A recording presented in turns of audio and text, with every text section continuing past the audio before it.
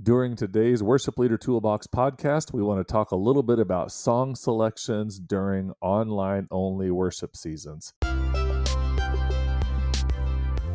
Hey, I'm Clint Benish, and I want to welcome you to the Worship Leader Toolbox podcast, where our mission is to equip you with ideas and resources to faithfully serve in your local church. Please take a few moments to subscribe to this podcast and give it a 5-star rating and review. But for now, let's join Tim Price as we jump in today. Here in the great state of Illinois, the COVID restrictions are once again becoming tighter during this pandemic. And though the governor can't dictate worship gathering limitations, our United Methodist Tribe has asked all 800 churches in our conference to suspend all in-person worship for the month. So in many ways, here we go again. After several weeks of in-person gathering, a lot of outdoor services, a lot of real careful planning for indoor services since pretty much midsummer, we are back to online only, and that will last at least through the end of this year, maybe longer for our church. So here are some things that I want to try to remember as we are making song selections for worship. And I'm not sure if you're in this boat, but your church may also be dealing with online only. There's a definite difference between in-person and online only. Part of that is just the energy that comes from other people sitting on their couch, knowing that there is a group there. Part of it's just the engagement and the clapping and the connection and the worshiping. It's just, there's a difference. And so as we are planning here for the next few weeks, dating this podcast, I realize, but we are in the Christmas season here, and that sort of helps set up a little bit of framework for the type of songs that are going to be chosen. But here are just 3 simple things that I want to try to remember here in our ministry. Number 1, in terms of song selection, less overall. And maybe this isn't true for everyone, but in my limited experience of participating online, there just seems to be a disconnect to some degree when the song and music portion of the worship goes back to back for a real long extended period. And so as we are choosing music, there's a chance that we just need to provide fewer songs overall to have a more effective connection with those sitting at home in their living room.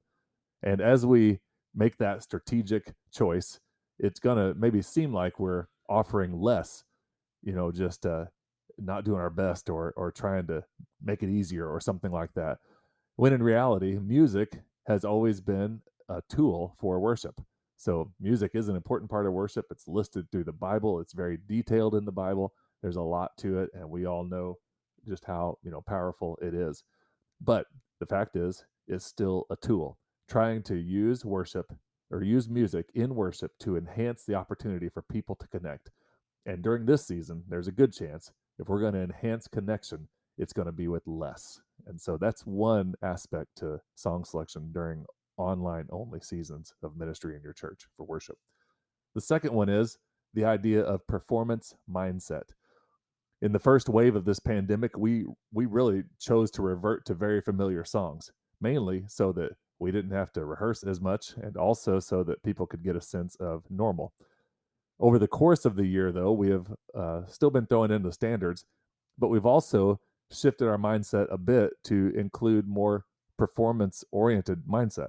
So the songs that we're doing, some of them are easily recognizable, but some of them are songs that might just be a song that we're only going to sing one time. It either fits with the message that day or is just a song that wouldn't really be a singable congregational. So it comes off as, just a performance song that may only happen once and, down the road one more time somewhere or something like that. There's really a good chance that everybody in your congregation sitting at home and watching the worship service online feels like every song is a performance piece. So correct me if I'm wrong. I would love to hear from you, but do you, when you are at home participating in online worship, do you stand near your couch or dining room table or living room and actually stand and participate in singing, or do you stay seated and just watch as an observer? And both those are okay. And it's just a weird world of trying to put all this together and make it happen. But if it's going to be a performance mindset, then that leads us to select songs that are going to be utilizing unique arrangements or unique instrumentation or lyrics or words that are different, and just an opportunity for people to listen in to beautiful music. It also raises a little bit of pressure of song selection to make sure that the worship team is able to prepare well and pull it off. And it also opens the door for the third aspect of song selection here, and that is new songs. Since people are mainly just listening to online worship, instead of rehashing familiar, why not pull out new songs? Some of these might be strategic ones that you're going to begin to learn as a church. Once we're through all this and we're sitting back together in worship, we'll be able to have a kind of a new sense of energy from all the new songs that we now know. And really the idea of selecting something new on a regular basis, usually there's always been talk in worship ministry about not having too many new songs the same day, or putting in a new song on week A and then again on week B and then skip week C and then put it back in for D so that everybody can really grasp a hold of it. One of the beauties of this season is, since it is more listening type participation in worship, then we have this opportunity to sing a lot of new songs if we're as many as we're able to organize and learn well and be effective with. And anything new will keep your congregation on their toes. It adds the extra energy needed to make online worship in the home come alive. And so as you're choosing your songs, you want to think about that. There's an attitude of sort of less overall, an understanding of this performance mindset, and this willingness to try new songs. Hey, if you're in ministry just like the rest of us, you know that you send a lot of emails every single day. You want to make that job easier? We want to invite you to give Constant Contact a try. This is how we send all of our emails for our blog posts and our podcast, and the cost is based upon how many email addresses are on your list. Visit worshipleadertoolbox.com/constant contact and get a $75 credit just for signing up. Then also in terms of song selection, how they fit into the order is important. And this is the last part of this podcast today. And that is that we found, at least in our little context, that breaking up the worship music is best if there's something in between the songs. So if everybody is sitting there in worship, the in-between things are kind of a natural, organic aspect of the whole congregation serving together in worship. So there's either clapping or a word of instruction or encouragement or exhortation, just kind of those in-between moments that help songs mesh together.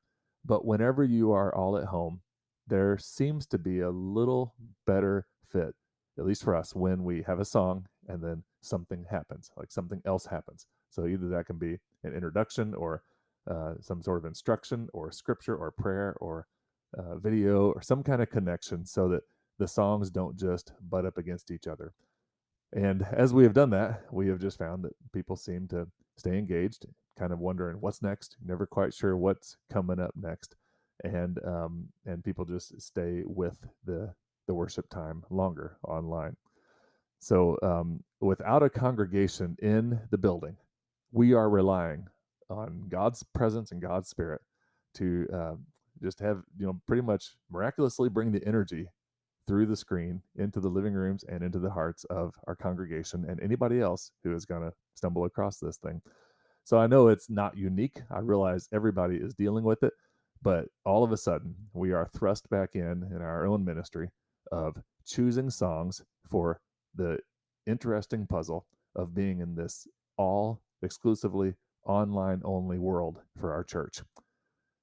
So I just want to encourage us today to think about those, and mainly encouraging myself to. Less overall. Remember the performance mindset idea, new songs, and strategically and intentionally fitting them in order so that it can have the most opportunity to impact your church and invite them to worship. So what are you doing, and how has it been working in your church? I'm praying for your ministry, praying for our whole church as we continue to march through all this and all the various ramifications of serving in gospel work, being the hands and feet of Christ, being the church in the truest sense of the word during this pandemic. You can take a look at this blog post at worshipleadertoolbox.com. And my name is Tim Price, and I'm so thankful that you are along with us, and I hope to see you soon. Thanks.